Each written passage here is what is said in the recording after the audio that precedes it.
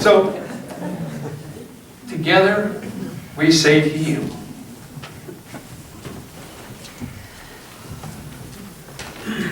we love you, everyone. We love you, we accept you, and we see the Christ that comes through you.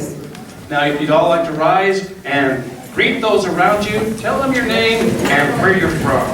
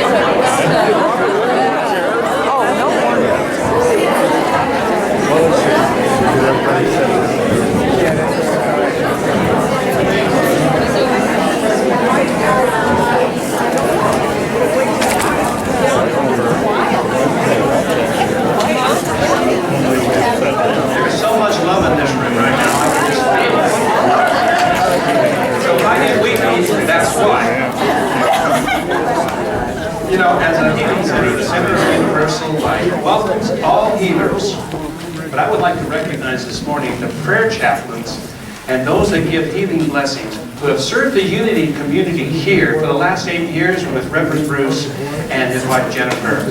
If you're one of those, would you please rise so that we can acknowledge you?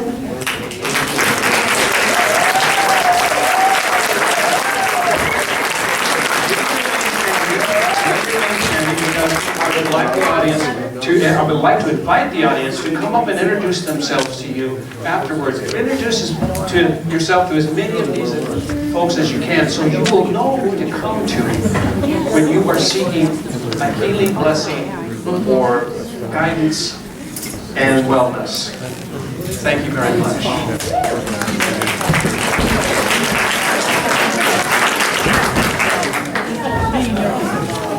And I would also just like to thank you for the ministry that you do and the service that you've been bringing to this community here. Now please welcome my wife Kimberly with some announcements.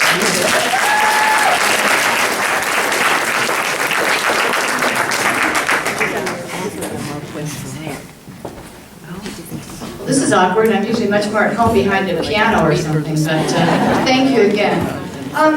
Just a few announcements. We haven't been here long enough to really rack up those 10-minute announcements, but I wanted to let you know that obviously next Saturday is Earth Day. Everybody got something planned? Good, because you're going to come here next Saturday, out right here in the parking lot. We're going to have vendors. We're going to have music. Arvel's going to be one of the musicians that plays. We're going to have a day full of music.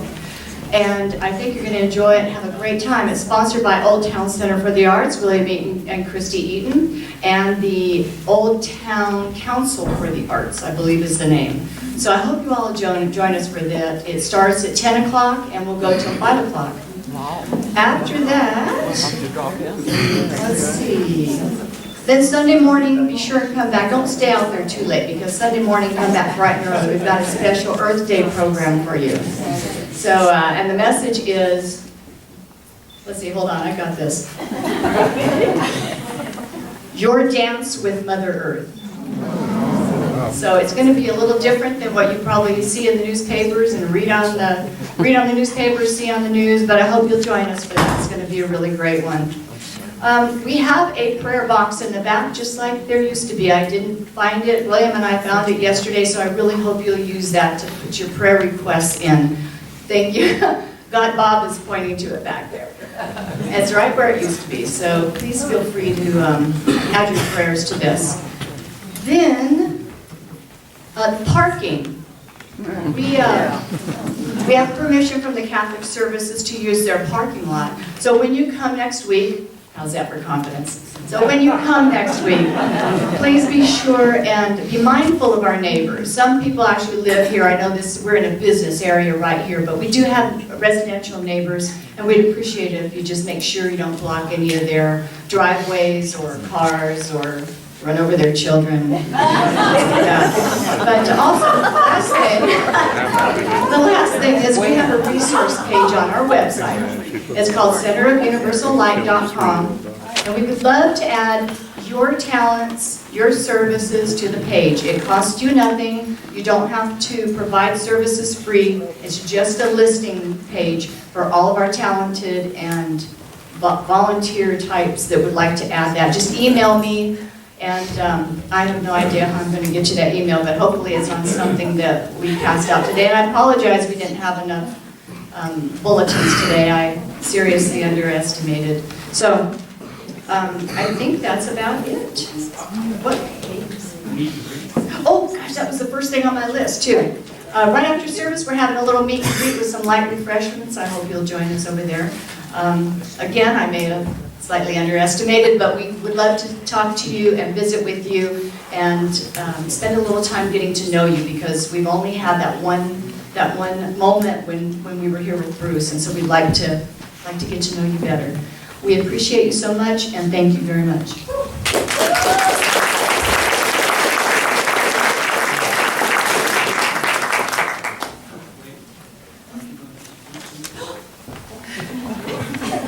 All right. So this isn't going well, but now it's going to get a lot better, because it's my honor to introduce... As always, the realization that the human being is a spiritual being is the highest point of consciousness. We never fully realize who we are until we know within ourselves that we are spiritual. This is the resurrection. The conscious knowledge that I am a spiritual being and that all things are, in essence, spiritual. This realization brings us into absolute being. This is the effective prayer, the creative prayer, the prayer that brings about the evolution, the union between source of creation and mankind. This morning, allow yourself to enter into the supreme consciousness founded upon the understanding that there is but one soul, one mind, and one body, and that all people express that life, that substance, and that intelligence. And we express it and manifest it according to our understanding of ourselves as that one soul, one body, and one mind.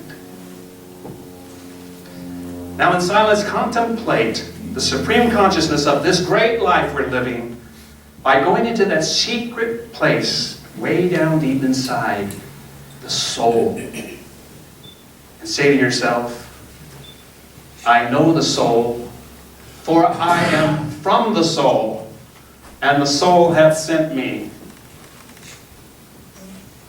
This is the great creator of all that is itself that we are communing with. I know the soul, for I am from the soul, and the soul hath sent me. Let us now enter into that silent communion. These are far-reaching concepts of familiar-sounding beliefs. I did not write them. No, no. These words were written and spoken by a genius of a man who stood before a congregation 103 years and 4 months ago on April 12, 1914 in Kansas City, Missouri at Unity Auditorium, Easter Sunday morning. These are words of Charles Fillmore, the co-founder of the Unity Church. So what else did Charles Fillmore have to say about the resurrection on that Easter Sunday morning so long ago? The life and death and resurrection of Jesus Christ is viewed and taught from two diametrically opposite positions. The first teaching, and the most popular, of course, is the one of the Orthodox Christian Church. That Jesus was the Son of God, that He was crucified, died, was resurrected, and ascended into heaven, and sits at the right hand of the Father as one of the judges of men. And that His death was to save our souls. The other teaching is that of the unorthodox Christiania, the mystics, those who see from the standpoint of logic and truth. They teach that Jesus was crucified, that He died, that the life was put out of His body, but that His Spirit, the Spirit of Jesus, resides with us here in our midst. That it is the seed of new life for all those who believe in it, that is, who enter into it with faith, striving to make its consciousness their consciousness. Now, these two great viewpoints of these teachings succinctly stated is this. One teaches men how to die, the other teaches men how to live. Following this out, I would say to you that if you want to know how to die and go to heaven, study the first statement.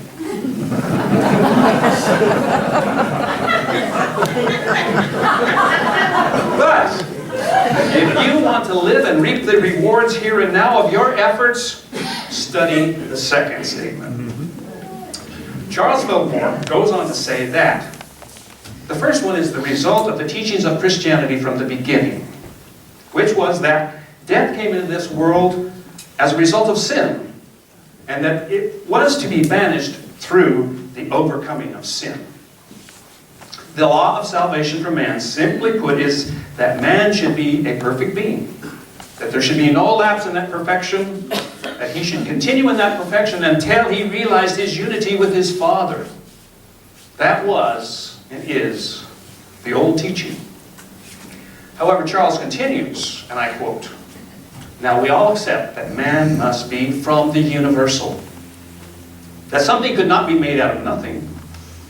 And if there is a universal creator, then there must be a universal soul. That man must be the same essence, the same life, the same substance as his source." Thank you, Charles Fillmore. That is great logic. That is great philosophy. In other words, if God is perfect, then we are perfect, whole and complete, just the way we are. Really? Any sin or perceived imperfection is therefore the result of our deliberate separation from our own divinity. A deliberate choice to separate ourselves from the unconditional love of the Creator, the soul, our higher self. Now, we don't have to each go through a crucifixion as outpictured in the life of Jesus Christ. But we do have the crucifixion in our mind. We have the death of old thoughts, old beliefs, and the resurrection of new. And every time we come into the resurrection, to the understanding of our spiritual being, we raise up the whole person. So, happy Easter!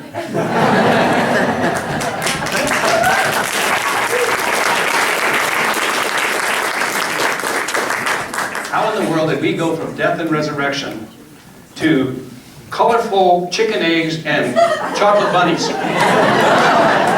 There's the Easter bunny back there. You know, I never thought about it before. I had to do some digging to find this out because, frankly, I like hard-boiled eggs and chocolate. The story goes that all the fun things about Easter are pagan. In fact, the word Easter means the same thing as Esther, Ishta, Astaroth, and they all mean woman.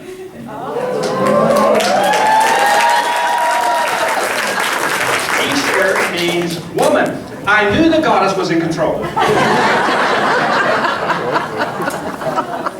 Bunnies are a holdover from the pagan festival of Easter, a great northern goddess whose symbol was the rabbit or the hare. And the exchange of eggs is an old custom celebrated by many cultures around the world that represents fertility and abundance. Hot cross buns. We all heard about that in the nursery rhymes, right? It's an old custom too. Back in the Old Testament, we see the Israelites baking sweet buns for an idol, and the religious leaders trying to put a stop to it. Even early clergy tried stopping the sacred buns from being baked at Easter.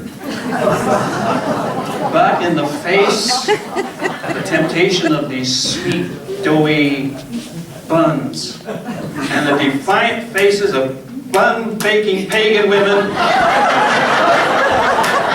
they gave up and instead blessed the sweet buns.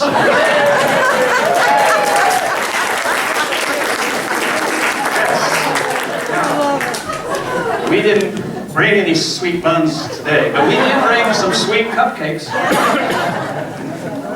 So now you know the roots of Easter. We can all go home, eat our hard-boiled eggs and chocolate bunnies. But wait, I got more. Over the next 4 weeks, I'm going to be blending the Native American medicine wheel into my messages, showing what it symbolizes and its similarities with other religions and beliefs, and how it can be used to connect to the cycle of life, the Creator, or the great mystery. The medicine wheel is coordinated into the 4 cardinal directions. We start in the east, then we go to the south, the west, and the north. The medicine wheel is the main symbol that describes the path of the good red road. This is a term used by Native Americans to describe the path of learning to live in balance and harmony with all living things. The path shows us that our lives are not a linear progression of events, but actually a series of cycles or trips around the medicine wheel. So we begin in the east because that is the direction that represents the resurrection, the rising sun, the start of a new day, a fresh start in life. The animal totem is the eagle. The color is yellow. The symbol, the element is fire. The chakra is the root chakra. The musical note is C. The plant is tobacco. Now remember that before European contact, tobacco was not smoked by the native people here. It was grown and cultivated as a blessing, as a offering, as a gift to Spirit, to the great mystery. When they made their prayers, they offered tobacco. If they prayed for a hunt to be successful, they prayed with tobacco. If they prayed that their fishing might yield food for their tables, they put tobacco in the water. So we hold our tobacco in the east. We give thanks and gratitude for the sun, the sky, the moon, the earth, to all the animals and plants, to the air, the water, the land and sea, to everything that supports life. We offer our tobacco, and we start our new day with a heart filled of gratitude, and face that new day with its opportunities to learn and grow spiritually. We step forward knowing that there are no mistakes, only lessons. There are no accidents, only lessons. There are no judgments, only lessons. And we know that all lessons are spiritual in nature too. So you can see that east The direction of east represents the spring, a time of the year when we celebrate the resurrection. I think we can all agree on what resurrection means. Wikipedia says that it's a living being coming back to life after death, right? So we can't have a resurrection without death. But death is not necessarily a physical death, but rather the ending of one phase or one cycle and the beginning of another. And that's what spring really is. It's a coming out. It's a coming to life. And in order to come to life, we have to have a death. Or the ending of something. We can't really do that with our bodies unless maybe we've had a near-death experience. But there can be a death of other things, like the death of a job if you get laid off. The death of an idea. The death of a belief. The death of a relationship. The death of a dream. But do we really let go of them and let them die? Or do we resurrect them later on? Maybe the death of a dream can be the birth of a bigger dream. Maybe the death of a relationship can be the birth of a divine relationship.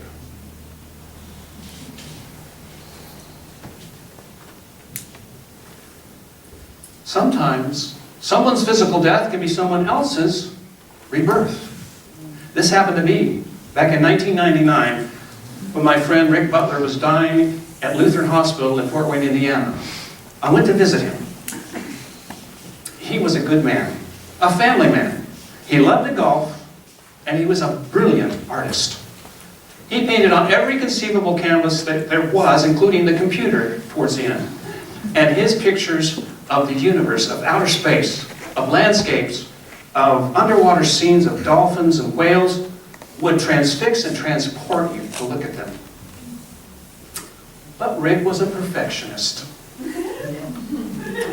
So they were never good enough. They were never done. Which meant he couldn't show them to his friends.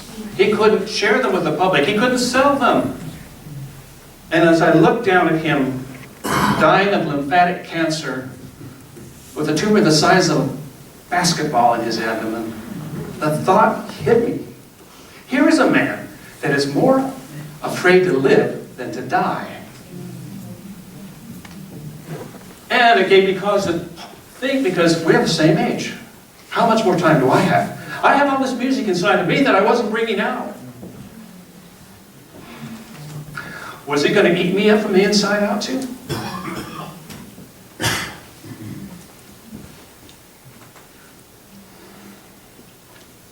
So his death was my rebirth. Because when I left there, I changed my direction. I started a whole new career. I quit playing everybody else's music. I started writing and recording and releasing my own CDs. For the next 13 years, I would take it to the public, full time. And over 13 years, I was able to record and release 25 CDs, which is like over 2 a year. And I tell you his name, Rick Butler, not because you're going to know who he is, but because his life and his death deserve to be honored. Because without his death, I might not be standing here with you this morning. Resurrection in the purest sense is that cycle of birth, death, and rebirth. This is done by a shift in our consciousness, knowing first that we are a spiritual being. And all else is the beginning. Above all else, knowing that first. That is the beginning of our resurrection. We can talk about the resurrection of Jesus Christ, but I think what we're really honoring here today is what we refer to as Christ consciousness. I remember when I first heard that word many years ago, it was like a lighthouse came up. And it showed that beam right up. It was like a tractor. I started moving towards it. I started connecting with my higher self. You know, we share the Christ consciousness with great people like Jesus Christ, like Buddha, like Muhammad, like Red Cloud, like Jerry Seinfeld. He's trying to see if you're still paying attention.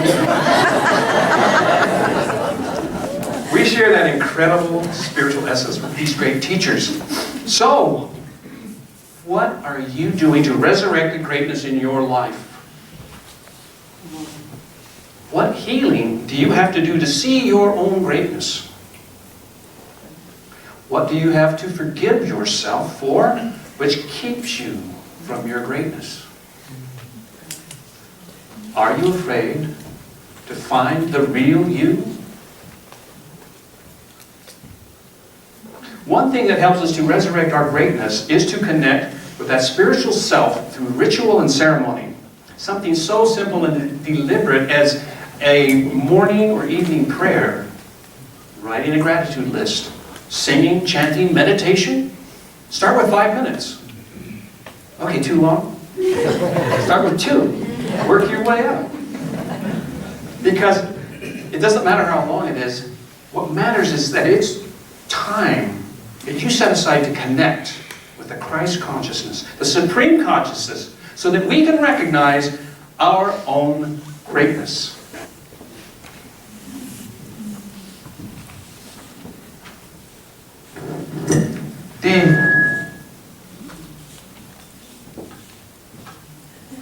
The goal of reaching the spiritual path of the eagle is nothing less than the attainment of true spiritual freedom, which means being able to live in a state of peace with all human and animal kind.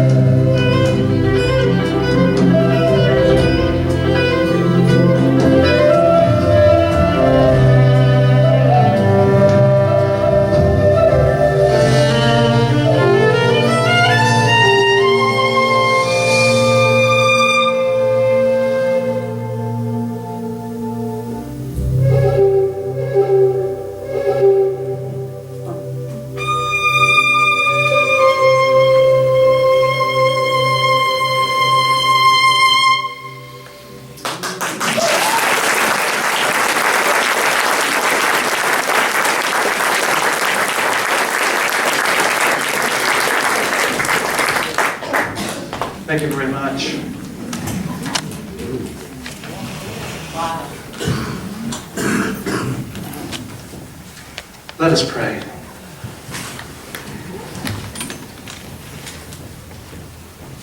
Today we join our hearts in gratitude of oneness, sharing our sincere trust in the resurrection of our lives. A day of new beginnings, a season of awakening, a promise of abundance and greater love for ourselves and all of life here on our beloved planet Earth. Today we step boldly forward with new faith in our hopes and dreams, believing that we are not alone in our desires, that there is power in the unseen world. And we ask for the help of the angels, the ascended masters, our spirit guides, animal totems, and the soul who hath sent us, to help us speak the language of the universe, knowing that there is one power greater than all, and that is the power of love. We know that at the center of this universal love, we are. And today we celebrate our self-love, our understanding, our resurrection into the Christ that dwells within. And so it is. We thank you, thank you, thank you. Amen. Aho and hallelujah.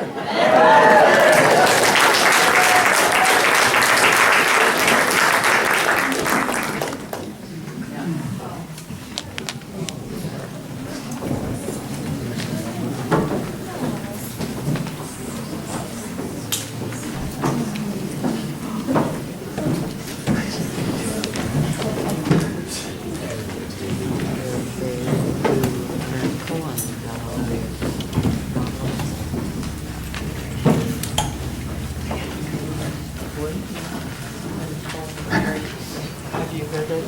I'll play it for you on a CD.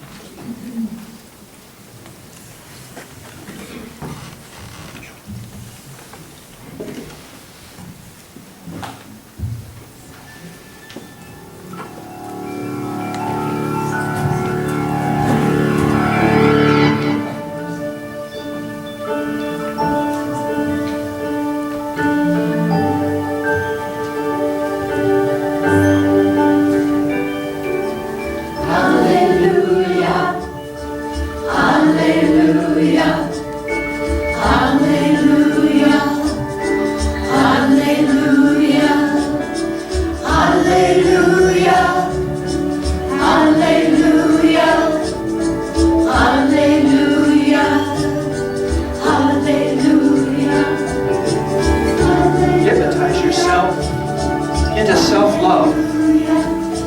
Hypnotize yourself into the unconditional self-love. Because where there's love, there's no fear. And where there's no fear, there's no anger. Hypnotize yourself into that relationship with yourself. Self-love. Hallelujah. Hallelujah. Hallelujah. Hallelujah. Hallelujah. Hallelujah. Hallelujah. Hallelujah.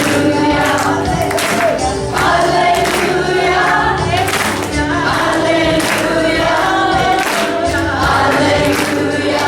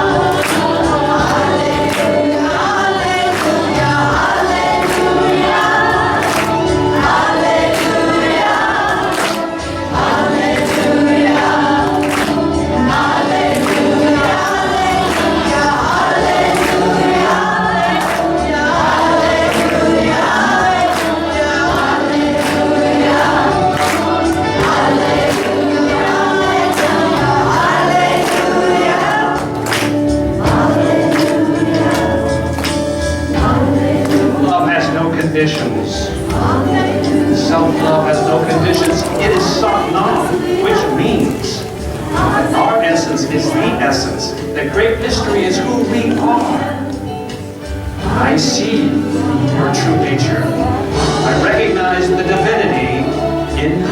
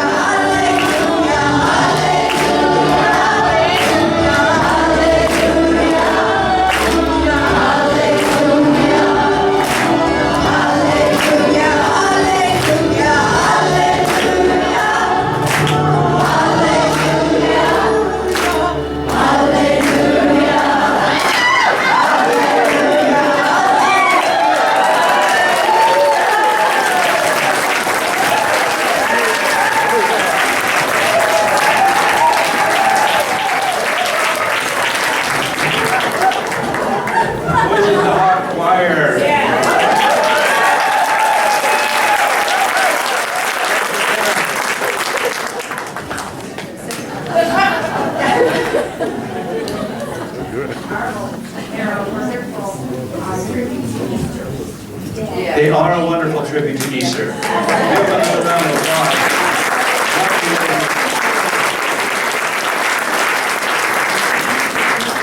You see these Easter lilies up here? We're going to give those away today. We're going to give them away to the oldest and the youngest person that's here. How many of you are older than 80 years? How many are older than 90 years? Anybody older than 90 years? 89? 88? 89? Okay, what's your name here? Oh!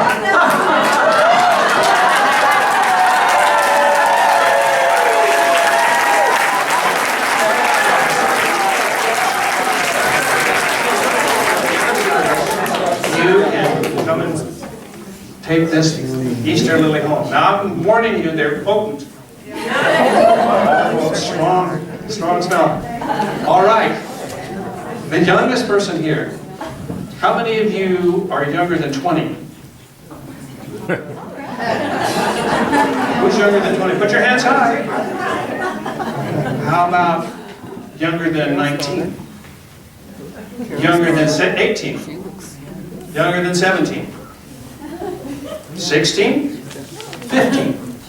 Younger than 14? 13? Younger than 13? Younger than 12? Younger than 11? We have a... Younger than 11? You must be 12. You're 11. Younger. So, we have a tie. Uh-oh.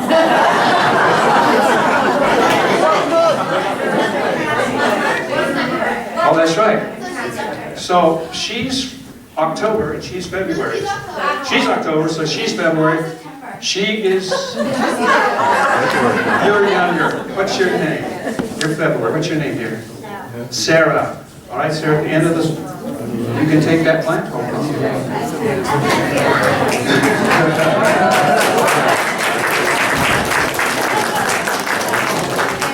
We have some plastic sacks that those go in to help you transport. Yes, don't forget to come over to Studio B for some refreshments. Hot buns.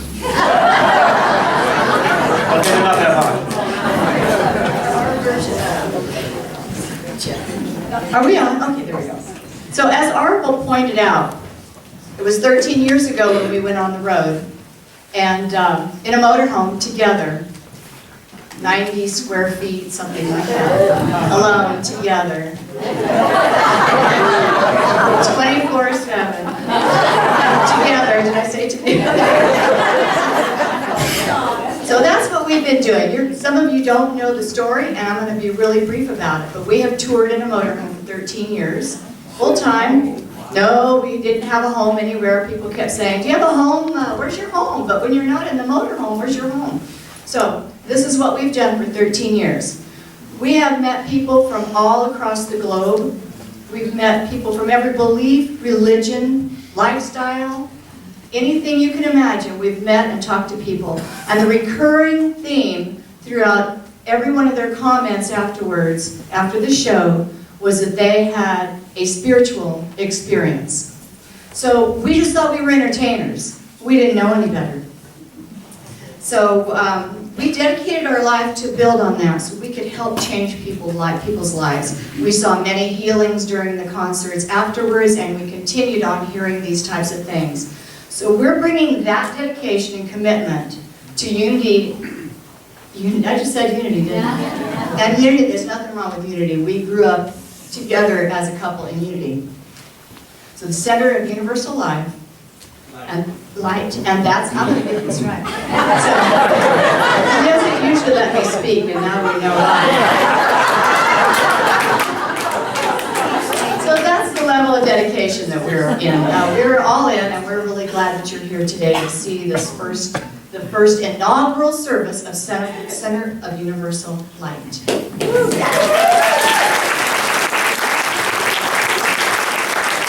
So now, instead of just being entertaining, we're actually making a difference through songs like Eagle, bringing in people like Elizabeth Taylor, and hopefully having Bruce back up to speak. But we're going to have a lot of different spiritual experiences while we're here. Now, what we're going to continue doing is to tour part-time, because that's what we do, and we've made contracts and commitments other places as well. So we'll continue to have new people in. Like David Wolfthrope was here last weekend. Anybody see David? Yeah, beautiful, right? So we'll have David back as well.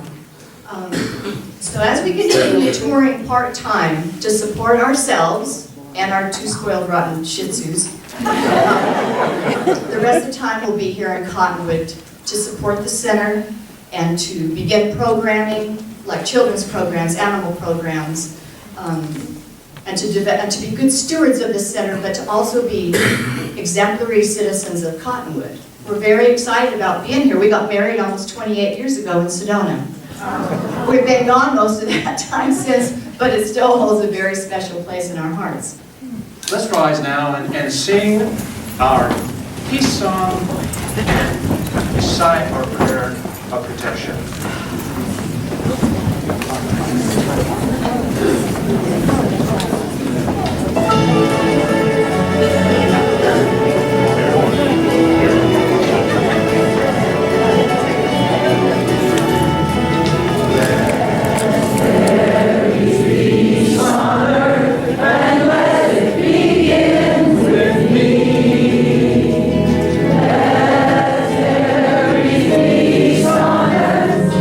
What